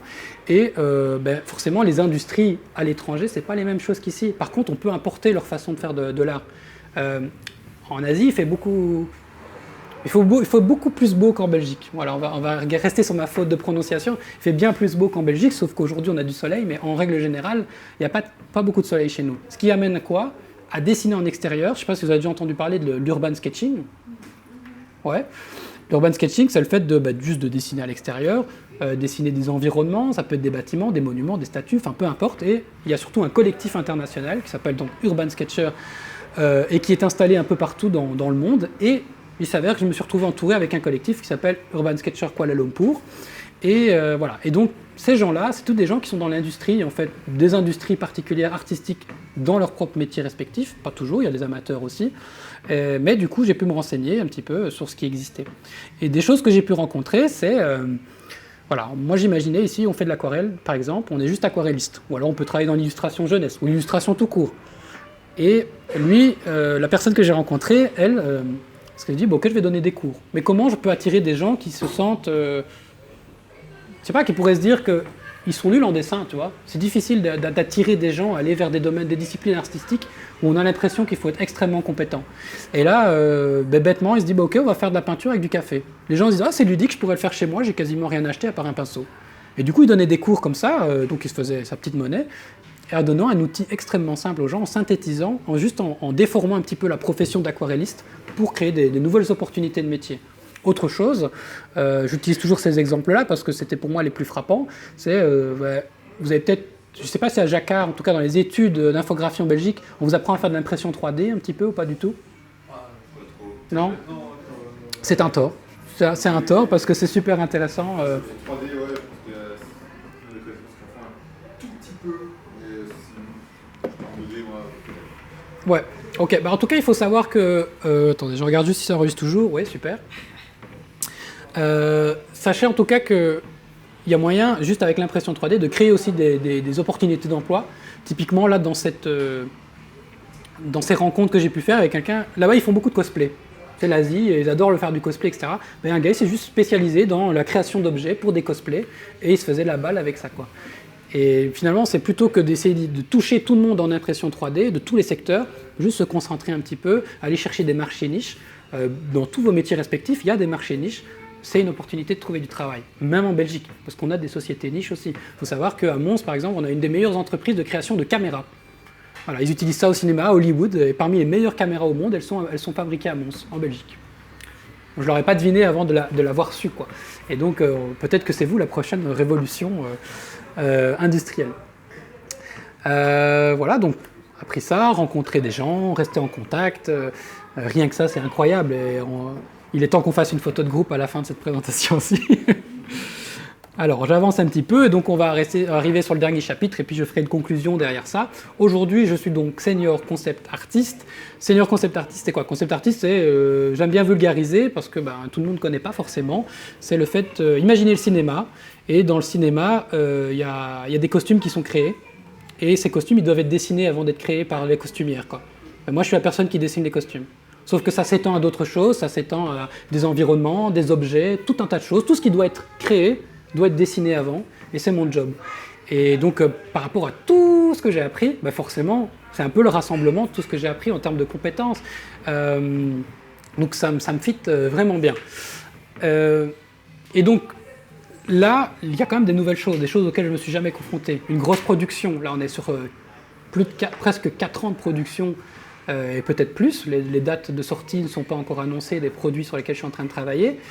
Donc grosse production, j'ai appris à faire un tout petit peu d'art direction, mais aussi de recevoir de la direction artistique de quelqu'un au-dessus de moi. C'est pour ça que je vous disais que c'était important de travailler en entreprise au moins une partie de votre carrière, parce que ça vous permet de vous rendre compte, votre directeur artistique, c'est votre meilleur ami dans ce métier-là en tout cas, et peu importe, quand il y a quelqu'un qui dirige au-dessus de vous, c'est normalement votre meilleur ami, quand c'est pas un tortionnaire, parce que c'est lui qui a déjà l'expérience et qui est supposé vous guider vers les bonnes directions, sur les bonnes choses à faire. Après, il y a des mauvais directeurs artistiques, il y a aussi des mauvais managers, comme partout. Si ça vous bouffe, c'est que c'est pas bon. Voilà. Si ça vous fait faire le contraire de votre métier, il faut savoir s'y opposer aussi. Et la plus grosse chose que j'ai appris, c'est la 3D. Vraiment, la 3D, comme je disais, je ne maîtrisais pas du tout avant, ça me faisait peur. Mais aujourd'hui, les technologies ont évolué, je me suis renseigné, en fait, c'est devenu plus ou moins super facile, en fait. Je ne sais pas s'il y a des gens d'entre vous qui utilisent Blender. Voilà, j'en vois que 2. Vous êtes peut-être plus sur 3ds Max, sur Maya. Sur Maya. Voilà. Donc, ça reste encore les classiques de l'industrie. Mais quand on sent que Ubisoft investit massivement dans Blender, que Apple investit dans Blender, que plein de sociétés sont en train de se mettre derrière vers ce nouveau médium, nouveau, c'est très très vieux Blender, mais en tout cas qui maintenant commence à avoir des solides arguments. Il n'est pas encore parfait, il y a beaucoup de choses, il faut acheter des plugins, donc c'est un logiciel qui est gratuit, mais il faut venir lui injecter de l'argent dedans pour qu'il soit vraiment parfait. Mais ceci dit, on est beaucoup plus libre qu'avec les logiciels extrêmement chers à côté, quoi. Donc j'ai des artistes 3D qui travaillent avec nous, qui commencent à dire « Ah, Raphaël, Blender, comment ça marche en fait ?» Et au final, moi qui ne suis pas du tout artiste 3D, je me retrouve à expliquer l'interface du logiciel. Les temps changent, il faut s'adapter. Alors, point important sur mon expérience ici, qui a donc 3 ans, c'est que je suis dans une des plus grosses entreprises de jeux vidéo en Belgique, et Imaginez que ça peut être pareil dans quasiment toutes les industries belges, quelle que soit leur taille. On est dans une entreprise de 70 personnes. Il y a plein d'artistes 3D qui vont créer les personnages, qui vont faire les animations, qui vont faire tout un tas de choses, les environnements. Pourtant, là, au-dessus de tout ça, au-dessus de cette chaîne alimentaire, il y a moi et Yari, qui est ici présent. On est 2 concept artistes pour plusieurs productions à devoir faire des concepts et nourrir tout le monde. Et donc, on se rend compte que malgré que c'est c'est une grosse entreprise par rapport à la taille belge, encore une fois, on n'est pas sur Rockstar, qui est une grosse entreprise avec plus de 1000 employés, enfin 1000 personnes qui peuvent travailler sur une production, ils sont des 70. Malgré tout, on n'est que 2 sur une tâche extrêmement vitale. Si on n'est que 2 sur une tâche extrêmement vitale, ça veut dire quoi? Premièrement, ça veut dire que la capacité d'embauche, en fait, même dans un gros studio, elle est difficile. Et ce qui a fait que j'ai pu m'adapter et que j'ai été sélectionné, c'est que forcément j'avais un gros background à offrir derrière, même si la compétition était compliquée au départ. Mais voilà, ce qui a fait vraiment, m'a fait stand out en termes de profil, ce qui m'a fait apparaître par rapport aux autres, c'est d'avoir plus de choses à proposer. Aujourd'hui, pendant 3 ans, pendant quelques années, ça a été difficile, parce que j'étais tout seul. Aujourd'hui, je suis accompagné. Donc il faut savoir que pendant plus de 2 ans, sur un double A, j'étais seul. Et ça, c'est une réalité. C'est une réalité que vous allez pouvoir peut-être vous confronter. Donc savoir faire plein de choses, c'est une bonne chose. En même temps, c'est aussi un poids. Ça peut être un stress. Alors, c'est une généralité que je suis en train de faire par rapport à ce que moi j'ai pu voir. En fonction des métiers, en fonction de où vous vous trouvez, un senior généraliste peut valoir 3 spécialistes junior middle. C'est donc plus rentable pour l'entreprise. On va pouvoir être payé 400, peut-être 500 € la journée. Des fois un peu moins, ça dépend de la durée de l'embauche, je parle de brut. Et alors qu'un freelance qu'on va embaucher pour sa spécialité, il va parfois être à 6, 7, 800, parfois même 1000 € par jour. Donc le fait de maîtriser plein de corps de métier, même si on prend un tout petit peu plus de temps, c'est plus rentable sur le long terme pour l'entreprise, parce que l'entreprise sait qu'elle peut se reposer sur vous pour plein de tâches. Voilà, donc ça c'est important à le savoir, en tout cas en Belgique, hein. Encore une fois. Bon, des exemples de ce que j'ai pu faire, donc ça c'est des images qui ont été révélées pour le jeu Outcast, des choses plus personnelles, comme ça je ne m'arrête pas à ça, mais en gros c'est le genre de production que je fais en jeu. Donc maintenant, ce que je disais en début de présentation, mes créations c'est peut-être 70% de 3D, un peu de photo et un peu de painting. Néanmoins, ce sont tous mes acquis de peinture, tout ce que j'ai traversé qui font que je suis capable d'avoir ce résultat-là aujourd'hui. On peut commencer par ça, il n'y a pas de souci, mais il ne faut pas oublier que ce qui fait que j'ai une certaine facilité et surtout apprendre à intégrer ça dans une vraie production, c'est parce que j'ai pu communiquer et me rendre compte de tout ça, quoi. La diversité de styles, donc le fait d'avoir été dans le jeunesse, forcément je suis toujours attaché à des univers beaucoup plus oniriques, même si je travaille sur des productions et des jeux beaucoup plus adultes, des jeux plus violents, etc. Ça me permet de toujours compétitif sur le marché, sur le domaine de la création, quoi. Le fait d'avoir été graphiste également, en tout cas en l'occurrence ici pour Apple Studio, mais aussi pour d'autres entreprises avec lesquelles je travaille, parce que je suis indépendant malgré que mon plus gros client est Apple Studio, c'est d'être capable de leur communiquer. Imaginez, vous êtes avec un gros studio, triple A, double A, peu importe, vous leur offrez beaucoup de services, super. Pour eux, ils y voient une toute petite différence. Ils y voient une économie. Maintenant, travailler avec des indépendants, des plus petits studios, des gens qui n'ont pas beaucoup, vous leur offrez une immensité de services. Pour eux, vous valez plus que tout. Pour eux, vous êtes vraiment un pilier de leur entreprise. C'est pour ça que savoir plein de choses, c'est super bien. C'est pas que pour vous, c'est aussi pour les gens avec qui vous allez travailler. En l'occurrence, ici, c'est pour un studio indépendant. Du coup, je peux leur faire leurs interfaces. Le fait que j'ai une expérience de double A, donc de grosse production, je peux leur dire ce qui va aller, ce qui ne va pas aller, à quoi ils peuvent faire attention. J'ai acquis des nouvelles compétences qui vont au-delà de la création d'images, au-delà du design. Je peux leur expliquer comment concevoir un jeu, parce que j'ai aussi eu mon studio. Donc j'ai vraiment acquis pas mal de petits carrés de compétences qui, une fois complétés, même dans un studio où on me demande juste « Ah, Raph, fais-moi juste une image pour représenter le jeu ». Je vais concevoir l'image, mais en sachant qu'ils vont avoir plein de problèmes techniques et j'essaye dès l'image de leur résoudre ces problèmes-là. Donc pour eux, c'est une valeur inestimable dans la production. Et on peut faire valoir ces compétences-là à l'embauche. je vous parlais de voyage un peu plus tôt, j'ai pu faire valoir mon voyage dans mes compétences et dans ma valeur en tant qu'employé. Comment ? Leur dire, écoutez, par rapport aux autres personnes qui essayent de rentrer dans votre boîte, je suis tout frais, j'ai vu une partie du monde, je me suis éveillé à tout plein de cultures. Je suis certain que dans mon travail de design, ça va se ressentir parce que je suis éveillé à tout ça. Et la personne, mon employeur, était extrêmement séduite de se dire, putain, c'est vrai, s'il a de la culture visuelle, parce que c'est ça aussi, plus on gagne de l'expérience, peu importe vos métiers, encore une fois, au-delà de la technique, elle s'apprend assez vite. Ça prend le temps qu'il faut, mais après, au bout d'un moment, vous n'êtes pas limité, mais vous allez seulement venir rajouter des petits bouts. Mais ce qui va faire la différence, c'est votre culture artistique, votre culture visuelle, et le jour où il y aura l'intelligence artificielle qui va s'installer, et encore une fois, j'y crois que dans 10-15 ans, on y est déjà quasiment, ce qui va faire la différence, celui qui va leader une production, c'est celui qui a la plus forte culture visuelle, qui va être capable de dire « Ok, l'ordinateur a créé ça automatiquement ». Mais voilà pourquoi c'est bien, et voilà pourquoi c'est mauvais. C'est la personne qui prendra ce genre de décision qui va vraiment se démarquer dans cette industrie. Donc d'autres visuels que j'ai pu faire, j'ai encore une fois la recherche de style très différente. On sent bien que j'ai une approche 3D, mais j'essaye toujours de bidouiller pour amener un côté peinture qui, moi, m'est toujours très cher. Et même quand je me vends à mes clients, j'essaye pas d'avoir le photoréaliste, je m'en fous de ça. Moi, ce que je veux, c'est pouvoir dropper une idée assez vite. Une image comme ça, par exemple, c'est une soirée, c'est 2 heures. Ça, c'est une journée de travail. Pareil, une journée de travail. Mais, évidemment, il y a 10 ans, je vous aurais dit comment on fait ça, je ne sais pas le faire, etc. Ça, c'est des acquis qui viennent s'installer, etc. Mais justement, le fait d'avoir été tout seul, et puis maintenant dans une production AA, il faut produire. Il y a une vingtaine d'artistes 3D qui ont besoin de concepts, qui ont besoin d'être nourris, comme je disais juste avant, pour pouvoir générer leurs idées. Il faut savoir travailler extrêmement vite, il faut savoir donner du rendement, quoi. Malheureusement, cette industrie-là, spécifiquement, est comme ça. Mais même dans la bande dessinée, il y a peut-être des gens parmi vous qui sont intéressés par la bande dessinée. On sait très bien, malheureusement, que c'est un secteur précaire, c'est un secteur difficile pour se faire démarquer, pour trouver un emploi. Et pour pouvoir gagner sa vie jour après jour, il faut produire comme des malades.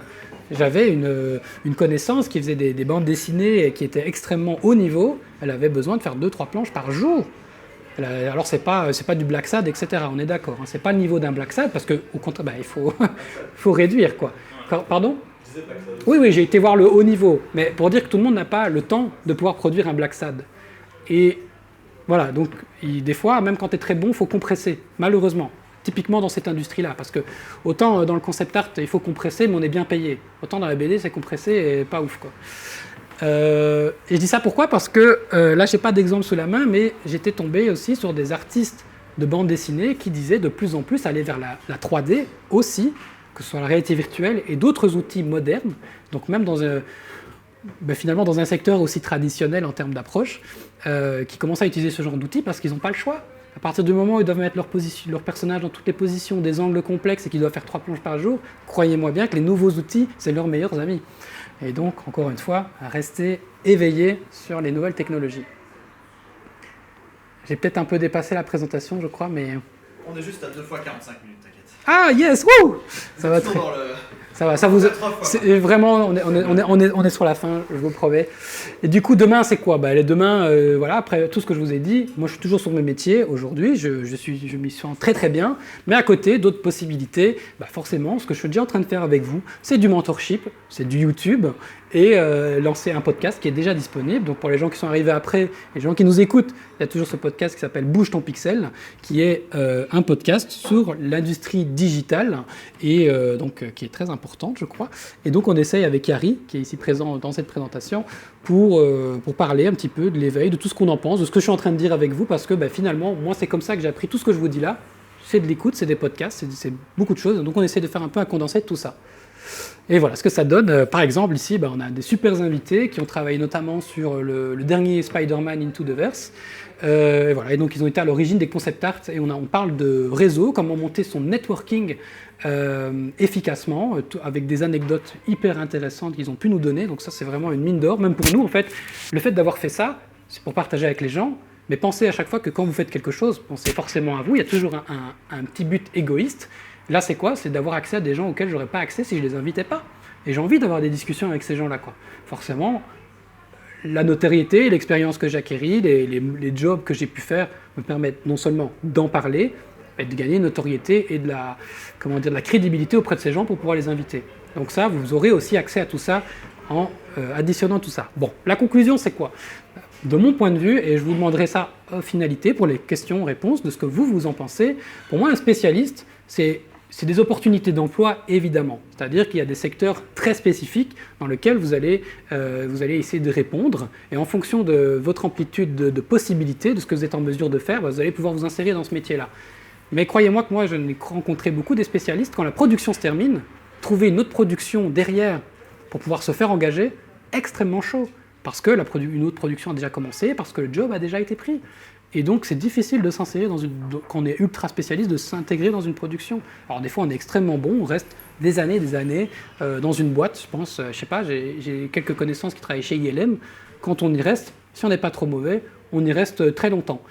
Mais malgré tout, voilà, les métiers en général spécialistes, c'est des métiers qui bougent. Donc on a besoin de se délocaliser assez souvent. On doit être capable de bouger aux États-Unis, au Canada, où les industries sont vraiment fortes. Si vous voulez vraiment faire briller votre carrière, c'est là-bas que ça se passe, ou à Londres. Mais c'est pas en Belgique que ça se passe. Mais ceci dit, donc là, je vais être un peu clivant, mais c'est un métier qui peut être soit très mal payé, soit au contraire extrêmement bien payé, beaucoup plus qu'un généraliste. Forcément, vous avez une compétence que d'autres n'ont pas. On a envie de mettre le cash qu'il faut pour pouvoir être en mesure de le faire. Je pense aux industries du cinéma où on parle de dizaines de milliers d'euros pour certaines compétences. Je parlais de Med Painting plus tôt. J'ai une connaissance qui travaille là-dedans, qui a pu travailler chez ILM et MPC et plein d'autres grosses boîtes de cinéma. Et il me disait, des Med Painters, il n'y en a pas beaucoup. Il n'y en a vraiment pas beaucoup. Je suis payé une blinde pour faire ce que je fais. Pour autant, je n'ai pas réussi à me convertir là-dedans parce que je n'aimais plus. J'avais vécu une expérience qui, même si elle était très chouette, ne correspondait pas à mes envies. Et sachez qu'il y a des métiers qui sont, si pas en pénurie, il y a de la demande, il y a de la caillasse, mais il faut aller un petit peu gratter. Mais il faut surtout pouvoir se délocaliser et aller travailler sur place. Et après, si vous êtes vraiment famous, super connu, on vous laisse bosser de chez vous, évidemment. Surtout avec le Covid qui a eu lieu, etc. On est de plus en plus vers ça. Enfin, généraliste, moi, ce que j'en pense, c'est forcément, je vous l'ai dit tout le long, c'est beaucoup plus d'opportunités professionnelles.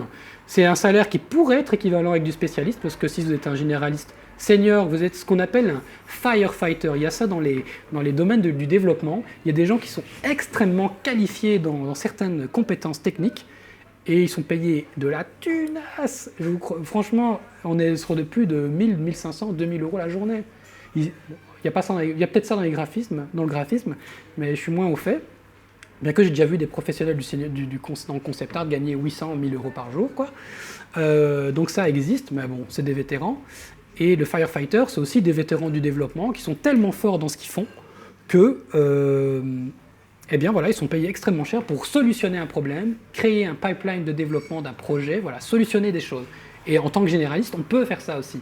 Parce que le fait d'avoir connu comment une production générale fonctionne, je peux parler de toutes les problématiques qu'on a vécues et comment, par exemple, rendre ça efficace, aller dans un événement comme je suis en train de le faire avec vous, mais plus professionnel, et dire voilà comment en une journée, moi je peux vous solutionner pas mal de problèmes. Et donc d'avoir un salaire très intéressant. Par contre, le point négatif, il y en a aussi sur le spécialiste. Comme je vous l'ai dit, c'est plus le fait de devoir bouger à droite à gauche. Le point négatif du généraliste, c'est d'être stressant. En tout cas, moi, j'ai ressenti beaucoup de stress durant toute ma carrière parce que forcément, c'est peut-être ça qui m'a fait collecter toutes les graines. Comme on a tendance à collecter son argent et de le mettre de côté, surtout en ce moment avec l'inflation. Investissez. Et moi, c'est plus le stress parce que je collectais plein de compétences en espérant toujours avoir du travail. J'ai été dans le manque toute ma vie quand j'étais adolescent.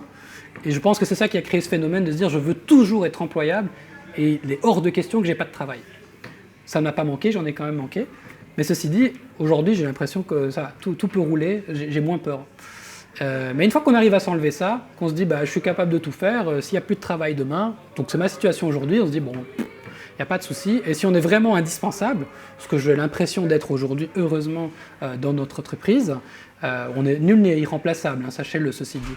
Mais bon, si on ne commence pas à tirer sur les cordes sensibles et qu'on est irremplaçable, le salaire tombe, les relations avec vos collègues vont être très bonnes et vous êtes dans la meilleure situation possible. Parce que si vous êtes capable de résoudre plein de problèmes, c'est aussi stimulant. Après, c'est pas fait pour tout le monde. Mais il faut savoir que c'est très stimulant, professionnellement parlant. Bon, tout ça, je vous l'ai dit, donc c'est juste pour reconclure là-dessus. En Belgique, on a peu de budget, il y a beaucoup de petites équipes, ce qui fait donc peu de force d'embauche, à savoir donc un besoin d'un touche-à-tout, si on a l'opportunité d'embaucher quelqu'un, il doit savoir nous solutionner plein de problèmes. Voilà, ça a duré 2 fois 45 minutes, mais je pense qu'elles étaient quand même intéressantes, je l'espère pour vous en tout cas.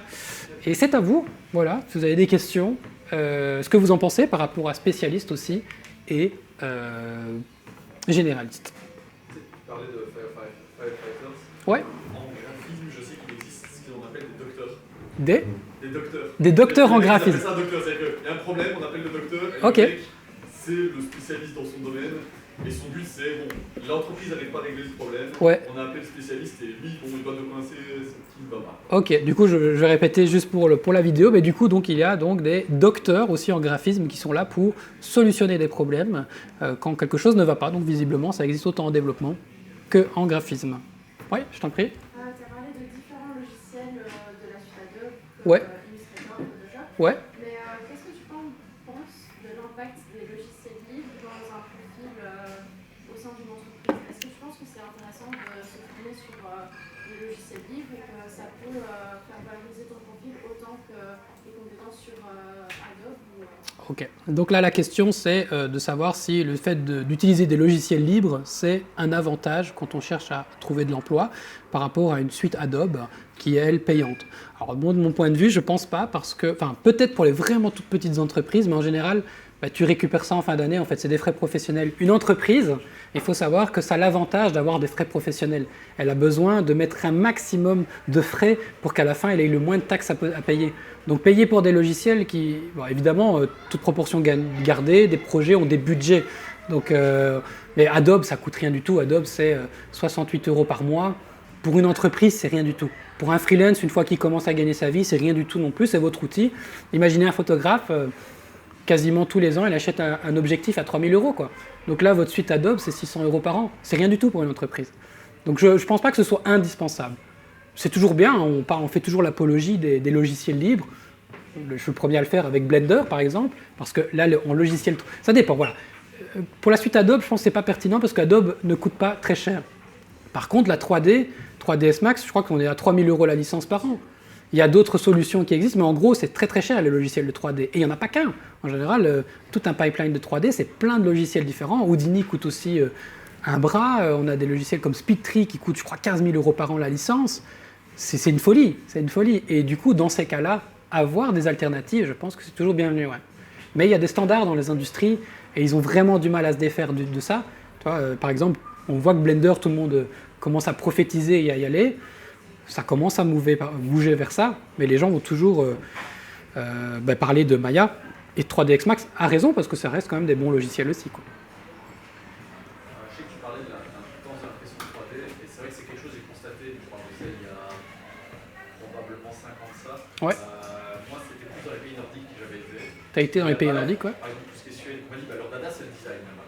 Et je sais qu'ils ont beaucoup de petits indépendants ou de micro-entreprises qui bossent dans le design via l'impression 3D. Ok. Donc ils créent leurs objets en 3D et ensuite les impriment eux-mêmes. Bah ouais. Et donc circuit très très court parce qu'en fait ils ont tout sur place en fait. C'est ça. Au final. Ouais, donc là, je vais juste répéter, mais du coup, là, donc tu disais, c'est en Finlande, enfin, dans les pays nordiques en général. Mais toi, tous les pays nordiques qui sont très orientés design. C'est ça. Bah, du coup, là, dans les pays nordiques, visiblement, il existe beaucoup de structures pour faire des impressions 3D. Et comme c'est des pays qui sont très centrés sur le design, ça permet d'avoir un circuit court en termes de création. C'est vrai qu'en sens, ça fait complètement sens. Ouais. Ici, il faut savoir qu'en Belgique, vous avez... À Namur, je ne sais pas. Mais je sais bien qu'il y en a un à Mons. Alors, comment ça s'appelle, je ne sais plus. Mais il y a des collectifs qui vous apprennent à utiliser les imprimantes 3D, qui vous les mettent à disposition. Et qui... Les Fab Labs, c'est ça, voilà. Il y en a un, il est au track. C'est derrière... Ici à Namur, du coup? Ici à Namur, ouais, c'est au pied de la citadelle, du côté de la rue de l'Industrie. Ok, bah donc à Namur, il y en aurait un aussi de Fab Lab. Je demanderai pour voir un petit peu les références, ce sera dans la vidéo. Donc voilà, mais ce genre d'endroit, c'est du pain béni en fait, parce que ça vous coûte rien ou quasiment rien. On vous apprend à le faire. Et c'est une partie de l'industrie en fait, au moins ne serait-ce pour savoir que ça existe. Nous on en a eu besoin, typiquement, quand j'ai travaillé dans la communication, dans une boîte de communication, j'ai fait de la VR très certainement, voilà, c'était mon point fort.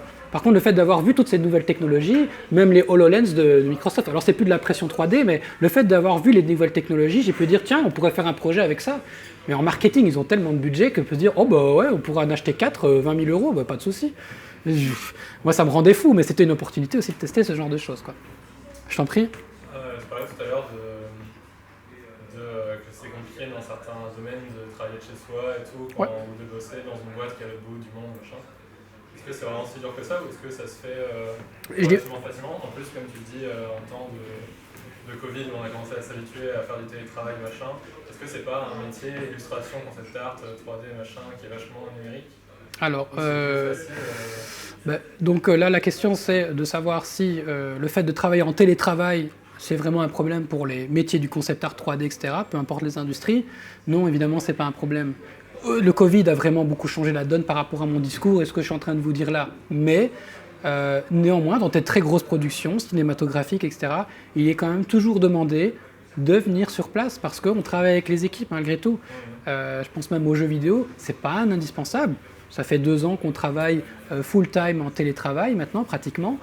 Mon job, il n'a pas changé. En tout cas, dans le concept art, tu vois pas de changement. Oui, j'aurais peut-être un peu plus de facilité de communication avec mon art director, mais lui aussi est en télétravail. Et maintenant, je crois que c'est rentré un peu dans les mœurs. Néanmoins, dans des très grosses productions de cinéma, je pense qu'il y a quand même il y a des jobs, par exemple, il faut des super grosses machines. Tu l'as pas forcément chez toi. Ou alors, il y a une sensibilité à partager les fichiers.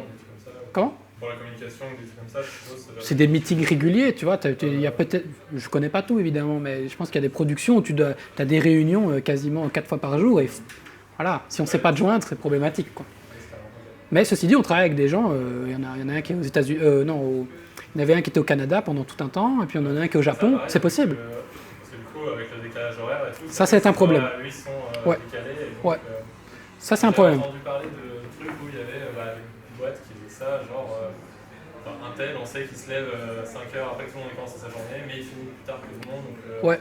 Enfin, voilà, je pense que ça crée des problèmes. Les gens s'adaptent comme ça. Nous, avec la personne qui est au Japon, par exemple, bah ouais.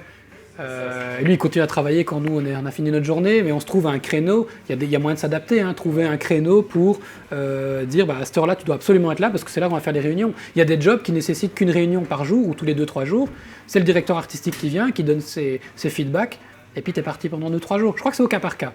Ça va devenir de moins en moins un problème, mais je crois que si tu veux perdurer dans une boîte, ils vont quand même préférer t'avoir sur place, quoi. Je prends un exemple d'une amie qui est partie au Canada il n'y a pas longtemps. Voilà, elle a travaillé pendant 2 ans avec cette boîte-là en indépendant, depuis chez elle, et puis finalement ils ont dit ce serait quand même mieux que tu sois là avec nous. Est-ce que tu as envie de faire le grand pas ou pas? Elle avait le choix de le faire, ils ne l'ont pas mis dehors.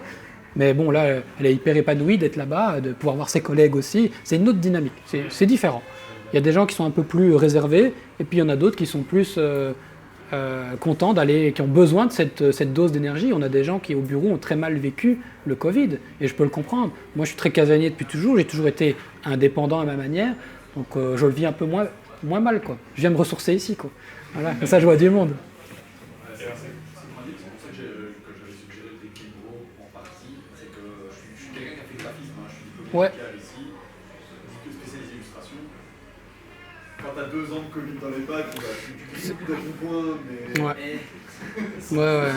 Évidemment, t'as besoin de voir des gens et de maintenir un peu le truc. Exactement, je trouve que c'est vraiment important de... Bah oui, t'as une autre dynamique, les idées... Même, je pense, pardon, au Covid, j'avais vu dans les vidéos, parce que pour le système 3D, pré-tester les scènes, ils étaient en duo, comme ça, et l'un qui dessine, et en même temps, à côte, ils faisaient les mêmes traits en duo, ouais. Il y en a un qui faisait en bleu, l'autre en rouge, et ça permettait de décaler légèrement l'image. Ah, j'ai vu passer ça, ouais. Les 2 dessins ensemble, ça donnait déjà la scène en 3D. C'est une folie. Arriver à un tel niveau de dessin, avec deux artistes comme ça qui sont différents, c'est pas le même style que les deux, et ils dessinent en se regardant l'un l'autre comme ça. Bon, là, on vise les... Ça, en télétravail, c'est impossible. Impossible. Quand on arrive à avoir une symbiose avec un grand... Oui, c'est ce que je disais tout à l'heure, il y a du cas par cas, là on va vraiment dans l'excellence, on parle des... Voilà. Ouais, mais les mecs poussent vraiment loin aussi, l'effervescence, c'est le côté où l'un va entraîner l'autre pour monter plus haut encore. C'est ça, c'est pour ça que je pense qu'effectivement dans les productions de films et aussi de jeux vidéo, je dis encore une fois, c'est pas indispensable, mais quand tu communiques beaucoup plus, forcément il y a beaucoup plus d'idées qui émergent. Par exemple, avec Yari qui travaille avec moi, on a des bureaux virtuels, on travaille sur Discord, donc chacun a son bureau. Nous on est tout le temps fautrés ensemble. On essaye de pallier un petit peu à ce manque de bureaux d'être quand même côte à côte. Et dès que j'ai une idée, dès que j'ai un besoin, dès qu'on doit se donner des feedbacks, on partage nos écrans, on en discute. C'est pas au niveau de ce que tu m'expliquais, mais c'est un peu cette intention-là. Même si on ne parle pas, on sait que la personne est là. C'est ça. À travers son casque, c'est pas pareil, c'est bizarre, mais comme si on était sur un milieu du sport, on ne parle pas, mais on sait qu'il est à côté de nous. Ça joue sur la motivation, dans le dessin et même dans le milieu artistique, de partager très rapidement des choses. Ah, je pense que c'est vraiment... oui, la dynamique créative passe aussi par l'effet de groupe, quoi.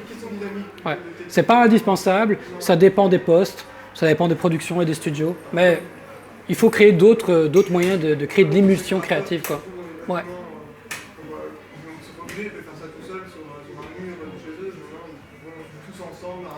C'est ça. Exactement. Non, je suis tout à fait d'accord avec toi. Je ne peux qu'être complètement d'accord. Bon. Peut-être dernière question. Est-ce qu'il y a des fois eu des moments où vous aviez peur de vous lancer? Oui, à chaque fois. À chaque fois. Est-ce que j'ai peur de me lancer? Un projet, tu veux dire, ou globalement Globalement, un projet... Bah, avoir peur, c'est important. Avoir peur, c'est ce qui te fait déjà sentir que tu tiens à ce que tu es en train de faire. Si tu n'en avais rien à faire, tu ne mettrais pas la force, la dynamique, le résultat derrière. Si tu as peur, c'est que tu y tiens, et c'est peut-être même que tu fais le bon choix.